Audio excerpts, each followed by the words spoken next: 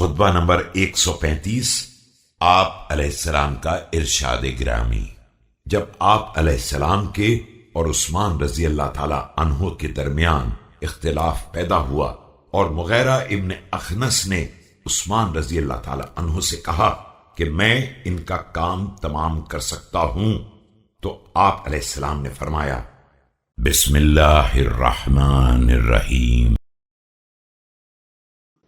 يا ابن اللعين الأبتر والشجرة التي لا أصل لها ولا فرع أنت تكفيني فوالله ما أعز الله من أنت ناصره۔ اے بد نسل ملعون کے بچے اور اس درخت کے پھل جس کی نہ کوئی اصل ہے اور نہ فرع، تو میرے لیے کافی ہو جائے گا۔ خدا کی قسم، جس کا تو مددگار ہوگا اس کے لیے عزت نہیں ہے۔ ولا قام من أنت منهض اخرج عنا أبعد الله نواك ثم ابلغ جهدك فلا أبقى الله عليك إن أبقيت۔